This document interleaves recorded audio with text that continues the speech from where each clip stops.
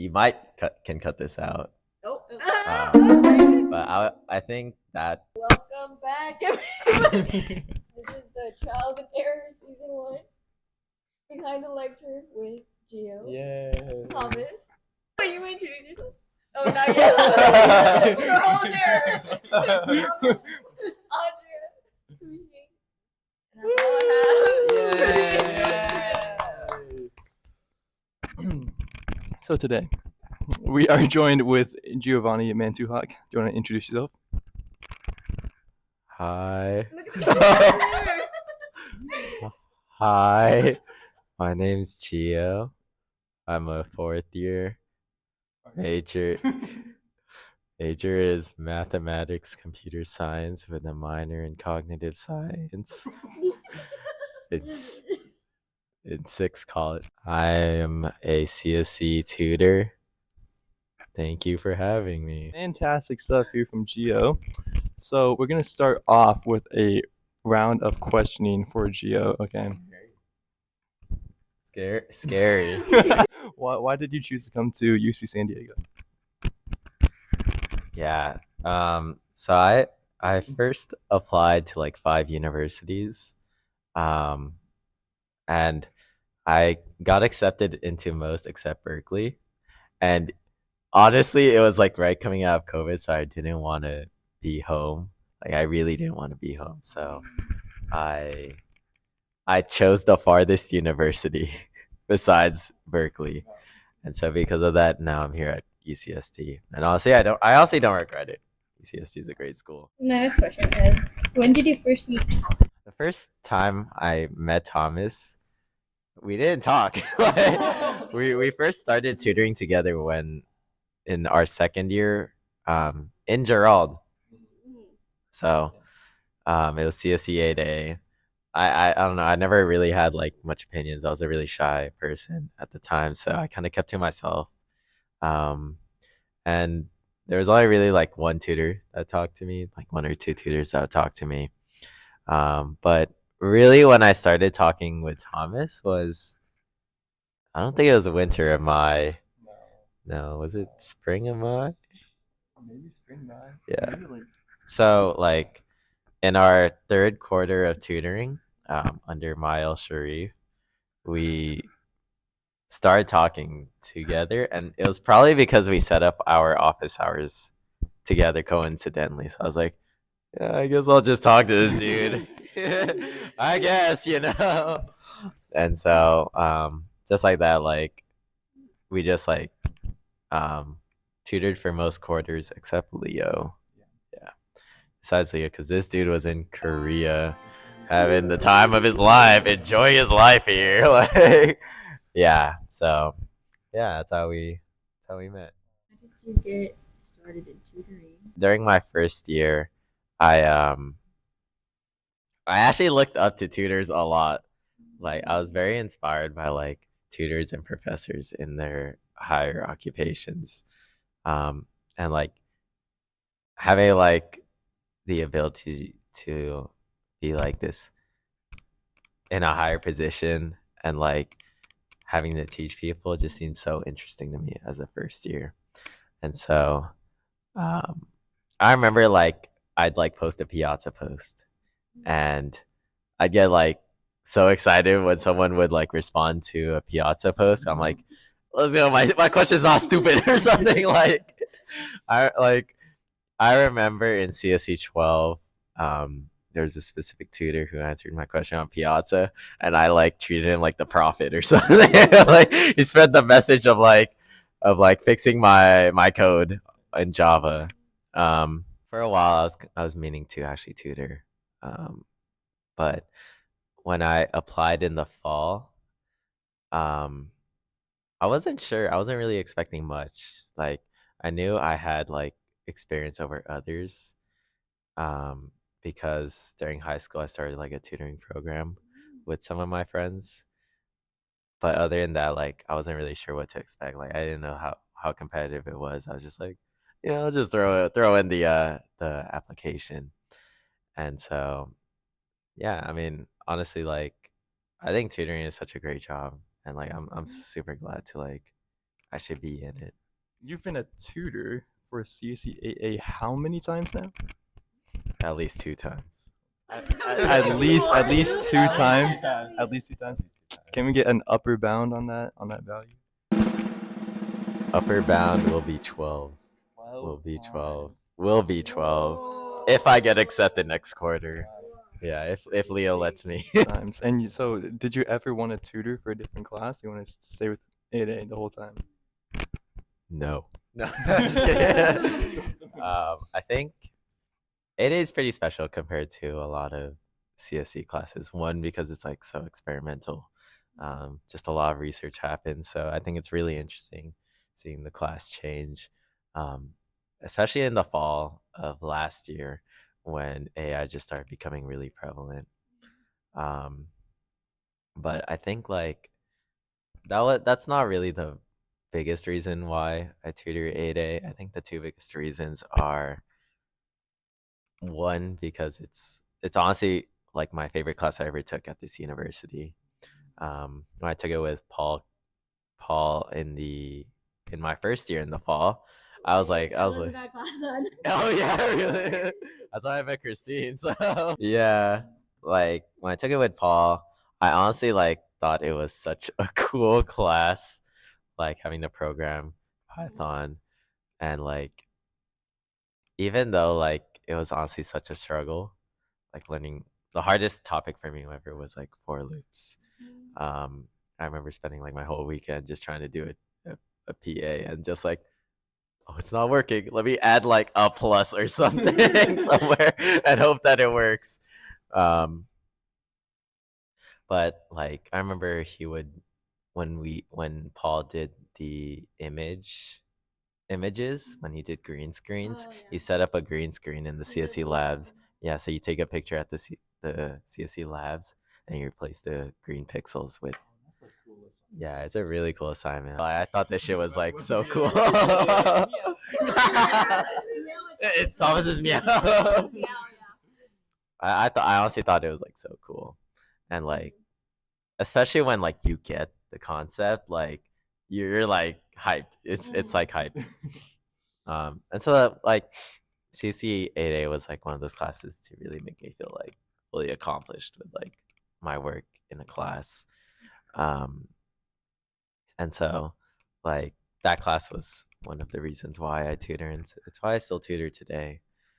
The other reason is that non-majors. I think non-majors are actually so fun to work with. I know there's a lot of complaints from other tutors who particularly don't like tutoring 8A because because non-majors just take it for like a GE, or it's like, for instance, psych. Psych is required that you take like a programming course, but a lot of psych majors tend to like disdain it because it doesn't necessarily make sense for psych, just in the general aspect. But for research purposes, it kind of makes sense. And so, but like when you get to know and talk with these non-majors, you kind of get to understand that they are nervous. Like it's hard to open up. It's hard for them to open up to you because first off, they're nervous about CS. CS has always just been this big hill, and learning CS is a big hill.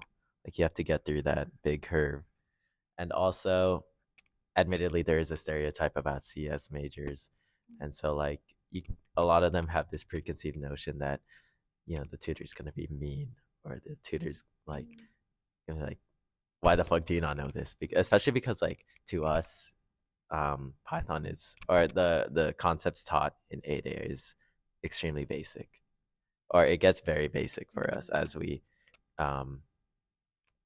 go through our degree, or whatever. But when you get to really know these non-majors, they're very grateful for your help, like, and like you just start talking with them, like, and you start building a bond with them. Like it's really nice to get to know a lot of these students, and I still see some of them to like this day, like, and it's it's something that like I find so much fulfillment in. There's also a third. I wouldn't say a third reason. It's just a general reason, but I just like teaching. So um, I think 8A is a little special in some aspects compared to other classes where, um, as mentioned before, like for us, like 8A is a very like it has a lot of basic concepts. So you like tell students, oh, what's a variable? They know what a variable is. They just the term isn't clicking at that point, and it's like they sometimes they just stare at you. It's like, oh, I don't know. You do know, like, um, and so um, I think like teaching 8As has a very special way of teaching where you have to really learn how to slow down and take it one step at a time rather than um, as recommended for a lot of tutors, you take like 5 to 10 minutes to just like debug them. Sometimes you actually have to teach the concept to them or like review the concept to a lot of these students before you actually like fix their code or push them in the right direction. And I think that's a really interesting way of teaching, which is why I stay in 8A. Those all three reasons are why I really stay in 8A. You've been in 8A for so long. What are some of the biggest changes you've seen? Whether it's from students or the course policies? Yeah. Or like just anything? I think the biggest like most obvious reason is AI. AI has been like the biggest like prevalent thing for 8A. Like there I mean Leo Porter had to go through like literally made his own textbook and changed a lot of the course curriculum for 8A to include GitHub Copilot onto it. And I think that's probably the biggest change 8A has gone through. It was definitely interesting being a tutor, especially going from the old curriculum where a lot of professors actually just use the same slides during that point to the new curriculum where um, I wouldn't say like the professors are using the same stuff, but I think it's more so that the professors are trying to adapt to AI and trying to figure out what actually works with students, what actually doesn't. Um, I don't know. I think when it comes to the students, I think what's typically seen is that the biggest impact for us is that tutor hours were very impacted because tutors or not tutors students don't go to tutoring as much as they used to because they have large language models on their side, um, which I mean like to their credit like I do the same thing a lot of the time, so like I can't blame them, but there is that lost fact and like you lose a lot of interaction with students and it's like I think it's just sad to see that a lot of students don't go because I really like talking to students. I honestly like yapping with students. So over these like 11 quarters that you've tutored 8A, what's like how have you seen your teaching style or your teaching methods evolve over time? And what are some like the best practices that you found when tutoring a lot of these students who are non-majors or students who don't like initially get it? Like how do you sort of break through to those students? One of the things you really try to stick to at the start is what they teach you in 95. Because what they teach you in 95 is a very general tutoring practice. So what we want you to do is tutor them just for 10 minutes. And like, you know, you have to like form your tutoring in that way. You can't, then you're not doing it well. And that probably works for classes like 30, or 30 is not really a biggest, maybe like 29 or something like that, right?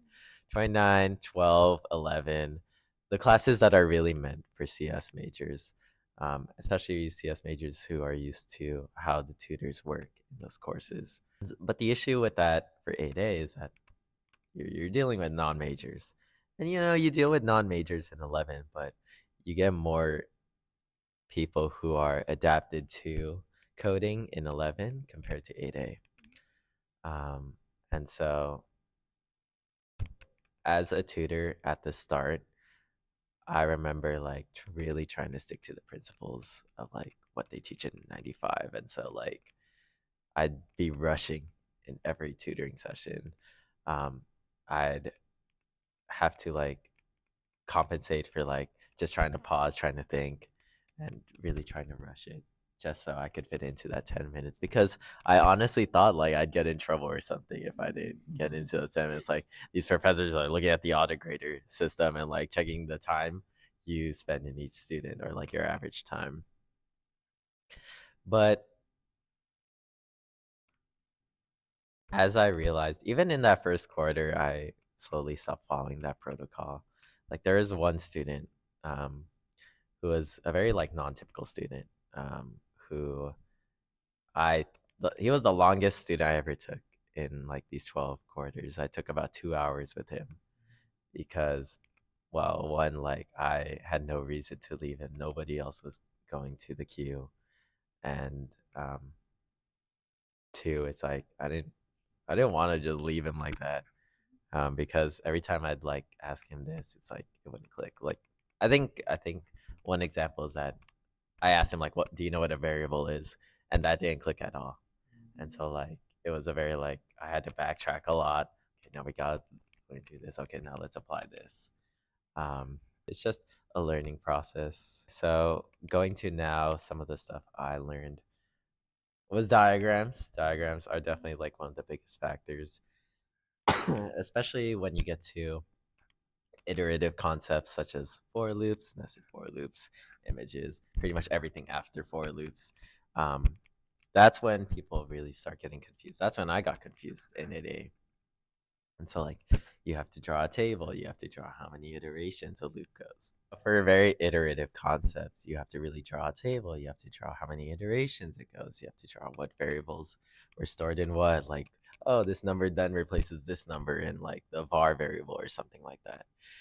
Um, it's very essential because in reality, like a lot, if not most people, are visual learners.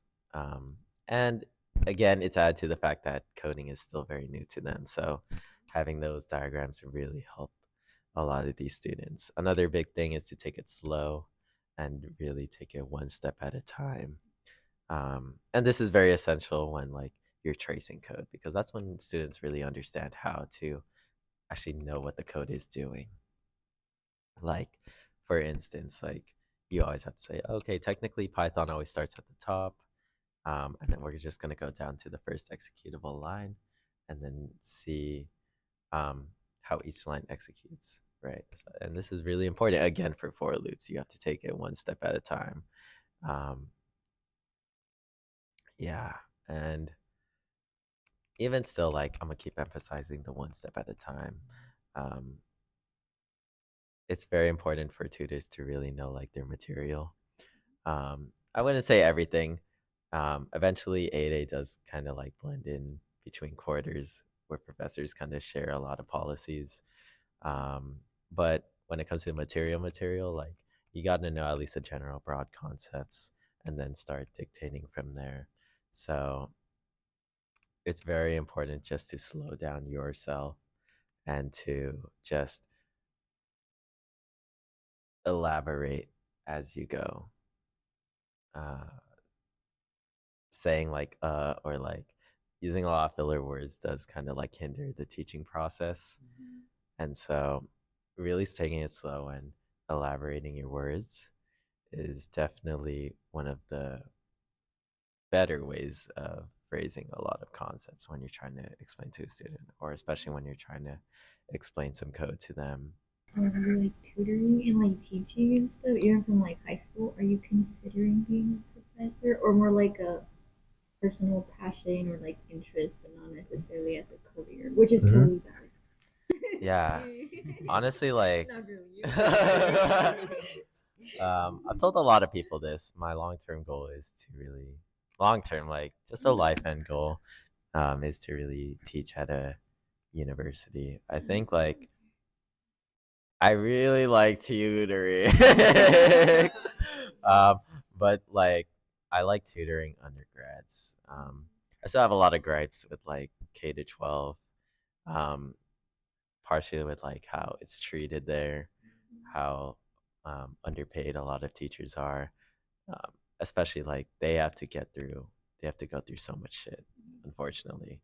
Um, and it's sad because a lot of these teachers in K to 12 have so much passion for teaching and inspiring a lot of young kids, and yet the pay they're receiving isn't worth their time, or in general, it's just not livable in a lot of states. Maybe not maybe in California, but especially for states where education isn't the top priority in a lot of policies. Um, and so that's why I specifically say I want to tutor undergrads, because partially because I still want a livable wage when I'm in like my 50s or something, but also just because, to say it bluntly, like people pay to have an education here, so more people here take it seriously. And so at least having that base level of like, a lot of people take it seriously. And um also because I already kind of know like the material, I already kind of have dictated my teaching for undergrads. I just want to teach undergrads. But yeah, that's a very long-term goal. um I think I honestly think tutoring is such a great way to really develop your teaching skills, even the K to 12. And I think it's something that, especially when I develop my career, I definitely do want to do it on the side, just tutoring kids on the side, or tutoring, like joining those like tutoring services, because it's not just for the money, but it's also just fun interacting with students. So awesome. Yeah. Yes, what is it called? You won the heart of America or something? I win the heart of undergrads. Wait, Geo for that's Chancellor. Make me chancellor right here. I might be one. What are we doing, Kishi? What are we doing, Adria? No. Like, what? We have budget cuts and I think we need to fire you. You're cut off. You are Thank you. Thank you. hired. That's so funny. This is my last podcast, guys. Like what Thomas said. First and last one. This is the last podcast. You said that Oh last yeah. week. So Okay, Wait. but our activity is that Gio is gonna teach us a dance and somehow incorporate. wait, actually, I thought we were doing the list, or like the lesson. You can do a lesson first. Okay, we'll We do a lesson. I'll make it so that there's not enough time for the dance. In this lecture, we will be talking about for loops. Wow. Yay! What's that? Mr. Gio? So Mr. G. before I get into what's that, I think some of the preconceptual knowledge I'm assuming y'all would know is data types. Okay, maybe I'm not gonna write this, but that's too much work. No, I was trying to rush. I'm not even gonna lie. Well, I'm just gonna assume y'all know. Crash course. Yeah, I'm gonna just assume y'all know about data types, lists. I'm gonna assume y'all know. No, I think it's taught differently this quarter. Yeah, but Yeah. you can still do learn list. Yeah. So lists, data types, functions, and that forth. But I'm not gonna use functions for this. Okay. So when it comes to for loops, we take it very literally in coding. So whenever you write a line, you always do for. Okay. So you always start with a for, right? And then the correct syntax for writing a for loop is, we'll just write a blank there, but usually it's for blank in blank. And then you have colons there. This is generally the correct syntax for for loops, right? Whenever we use for loops, we always want to repeat something. And so let's say like you want to keep adding one onto something. This is what we would use a for loop for. Whenever we don't know how many ones we want to add to a sum or of that sort, that's when we want to use a for loop, right? We could obviously just do var equals to 1 plus 1 plus 1, and that'll be 3. But what if we want to do 4? What if we want to do 5? What if we want to do 6? For loops could help us do that. Yeah. Writing a lot like 21s is not really that useful, or not useful, but it's just bad practice. It's just bad practice. Okay. So, what goes in these blanks? So, in this blank, it's usually something iterable. I'm gonna try to refrain from using very advanced concepts, not concepts, but terminology, right? But it's something, honestly, like get that word out here. So honestly, the only thing to focus on in here is lists or strings, and then also the range function. But let's say we have a list with the values 5, 7, 9, 18. Okay, so this is a list we're going to be working with, and it's just going to be called LST. Okay, and so as I mentioned earlier, what goes in here is either a list or a string, and then we also put range, but that's for another day. And so let's just put LST here, right? So we put LST. Boom, we've completed 3/4 of our for loop. Okay. Now, you might be wondering what goes in here. Well, actually, what goes in here is something new. We don't put an existing variable in here. We actually create an entirely new variable inside here. And so what I will just put is the letter I. That's bad. That's not, I'll do lm. Okay, so now we have to note that we have a couple things that we're working with. So we're working with the variable LST, which stores our list, and we're also working with a completely new variable called a lem. All right, so let's try to think of what this for loop does. Well, what this for loop does is a lem actually gets assigned to every element in LST. Okay, so remember what I said. For loops always repeat. Well, I don't know if I said that explicitly, but for loops always repeat an action. Right? In this case, the action is that a lem will be assigned to every element in list until the list ends. Okay, so in the first, I'm gonna just denote it by E, lem as E. And so in the first iteration of the for loop, or in the first time the for loop runs, E, lm gets assigned to 5. So you could think of it as E equals to 5 somewhere in our code. Okay, or at that point in the for loop. In the second iteration, it gets assigned to 7. The third iteration, it gets assigned to 9, and so forth. Okay, so we could think about it like that. And we know one thing that can prove this is we could do print. Oh, okay. So whenever we write code inside of a for loop, we know it's inside of a for loop because we indent it in. Okay, and that's how we have code repeat itself inside of a for loop. So we know that a lem gets assigned to every element in a list by doing print a lem. Okay, when we do print a lem, what this will look like in the terminal is it'll look like 5, 7, 9, 18, all vertically. Okay, so the reason why this prints 5, 7, 9, 18 is because in the first iteration, a lem gets assigned to 5. Remember, as I said earlier, so we go down here, print 5. Okay, now we printed 5. So we go back up, a lem gets assigned to 7. Go down here, print 7. Go back up, lem gets assigned to 9, print 9, and then we print 18, and so forth. Yeah, that's generally the basic premise of for loops.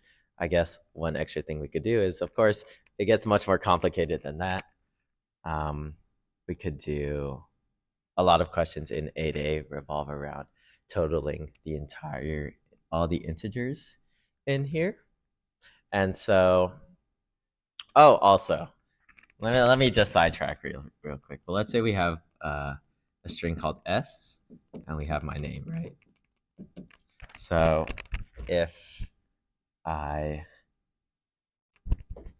just put S instead of LM, what this will print is GIO, all in a vertical motion.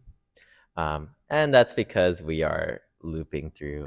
Remember how we loop through the elements here? In this case, those elements are just each character in the string. Yeah.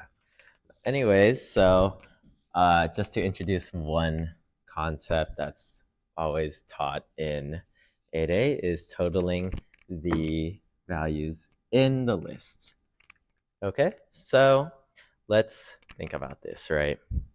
We need some way to total all the values, but there is yet to be a variable that we could put in those values.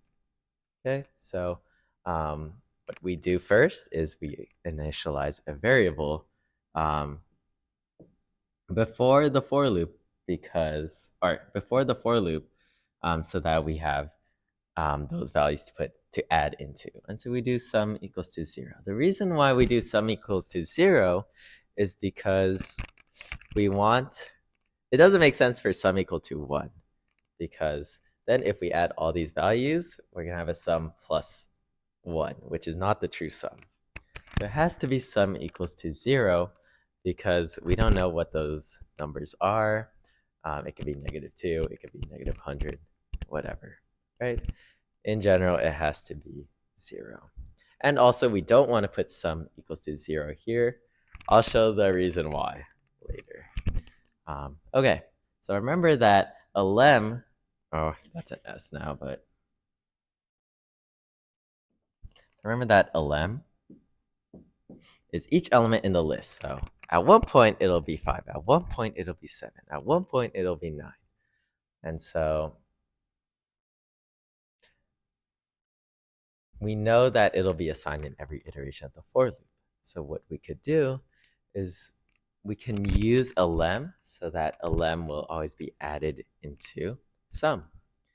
So one of the syntaxes, not syntax, I'm rambling a little, but first in order to add into sum, you could think of it as like, what we want to do is sum equals to 5 plus 7 plus 9 plus 18. Well, we never know like the actual values of the list. This list could have any values, but this is how we want the repeated process to go. And we know that a lem is always assigned to each of these values at each iteration. So instead of doing 5 plus 7 plus 9 plus 18, what we could do is sum equals to sum plus a lem. Okay, now let's take this one step at a time. Okay, so we do for lm in list. Okay, so remember lm at the start of the loop will be 5. So what this will look like is sum. Oh well, let me backtrack a little. First, we start at sum because we always start at the first line of code in Python. So we know that sum equals to 0 at that point. So I'm gonna draw a box here just to represent sum at its value at this point. So sum equals to 0. Then we do for lm in list. Okay. Now, since a new variable has been created, we create a new box. So lm at the first iteration of the list is 5. Okay. So then we go to this line and we do sum equals to sum plus lm. Now remember, sum at this point equals to 0. And lm equals to 5. So 5 plus 0 equals to 5 and equals to 5, and we put that back into sum. Okay, so all right, so we go back up to the for loop. Lm gets reassigned to the next element in the list, 7. Okay, and then we go back to the next line. We do sum plus lm. Okay, so 5 plus 7. 10, 11, 12. 12. Okay, so 12 gets stored back into sum. And then, yeah. I'm not going to continue that, by the way, but that's pretty much, that's how, and what happens is that we'll eventually keep going. through the list and add all these values. And eventually, 18, 27, we should get a sum of 39 in the end. And so if you want to print that 39, we make sure that it's outside of the for loop at the same line here. We print sum. And that's the end of my lecture. Well, what we want you to do is to tell us like a theory that you have, like not CS related, or it could be CS related. Yeah. Just a theory that you have in general, and then we're going to try and either prove or disprove that theory using Like data processing. Mythbusters. Yeah. Ghostbusters. And then to find out at the next episode. Oh, whether or okay. not I'll give you a the theory. was correct. And then the next guest will be the Jerry Springer. Yeah. Saying NGO. You are not. Yeah. What the fuck? Yeah, I'll give you a theory. Okay. There's a mathematical problem. It's like number theory or something. And you get $1 million if you solve it. So can you We need money. can you solve the Why? can you solve the Riemann hypothesis? And I'll end that for now. I don't even know what Wait, that it's supposed to be like a something like some opinion you have about. Oh. like a hot take. Oh. Like your personal. Yeah. Oh, you're putting him on the spot here. That's what the podcast has been. So. Yes. How about you two? You get Okay, so one random question I ask people is like, what is your least favorite, your least liked artificial flavor? And, you know, this damn slander about grape is unjustified. Like, what the fuck? Y'all be eating grapes and thinking it's the best fruit, but then it's put into an artificial flavor. It's the most disgusting thing y'all be tasting. Like, that slander is unjustified. Okay. So I need you to prove why people don't like grape compared to cherry. Cherry, I actually really don't like cherry. Wait, cherry's fine. I know. Actually, I'm not even the biggest cherry fruit guy. So. Okay, so you want to look at specifically like Do a whole research like project. specifically Yeah. why people don't like artificial grape. Exactly. Okay, Artificial and grape as in like not organic. like Or artificial flavoring. Yeah, artificial flavoring. Yeah. You Like think in about like- Jolly Ranchers, yeah, or like Yeah. cough Yeah. medicine. Okay, so yeah. in your take is that people like unjustly dislike grape. Yeah, I think they Okay. unjustly dislike grape. Because they are used to the artificial grape flavor, so they have a misconception of grape. I just want more. I think, in my opinion, I think the theory is that because there's like the gap between like eating grape, the flavoring of grapes themselves, and the artificial flavor of grape is so big. That's why people big compared to like all the other flavors. Sure. I think that's the reason why people don't like grape. It's the fact that there's so much change. And you know, a lot of people don't really like change. So Wow, wow, that's getting deep. maybe I'm generalizing. Maybe I'm generalizing it. Getting deep. And you know, it's probably because a lot of people don't like change, but that's probably the reason. That's the theory of why I think people do not like grape. The car drives through the beautiful countryside. Let's see what's inside the car. I low-key just burped into the That was disgusting. I hope that didn't pick it up. Wait! No, how did you not get fascinated with the transparent page? That's Yeah. the Oh, whole my point. fault, my fault. I didn't even see That's it. the whole point. Oh, because I already saw the clear sheet, so I kind of knew something was up here. Wow! The boy and his father are going on vacation. I just wanted What? you to experience. Wow! Thumbnail. Oh my god! Wait, It's but crazy. this cool. It is a cool book. Look. Wait, what's this one do? Wait, I'm kind of hyped. Look, here's a tunnel. Headlights on. Drivers have to be able to see in the dark. Yeah, you gotta be able to see in the dark. Yeah. Oh, That's cool. gross! That's insane, man. And then look. They are going this way, right? They're Vroom. about to make a Oh, turn. yeah. Vroom vroom. They made the turn. Oh, that's insane. That's insane. Books are getting Yo. too innovative This nowadays. is better than a So movie. these are like little boxes and like little trash bags. Uh-huh. Right? Yeah. Look at them still hustling day and night. Oh, wow, Actually carrying wow. it. It's like precision perfectly. Look at these blue collar workers. You know, the sad Wow. thing Mhm. is, it's done. It's like what is that called? Discontinued. Oh, First discovery book. Yeah.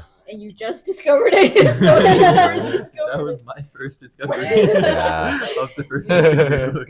I like this thing. That is super cool, Whoa. actually. There's Yeah. also Is one that for like a sunroof? anatomy. There's like a sunroof. Like I was actually thinking about anatomy. I was like, yeah, they Yeah. have one. That's how I remember something like this. But I want to do something like that, but with computing, which I don't know how that would work. Maybe like pseudocode and then the full code. Here's the Or maybe, like, internal a of the little of your board. PC. It's just RAM. Yeah, I don't know. I just thought that. Yay me! Yay me! Meow meow meow.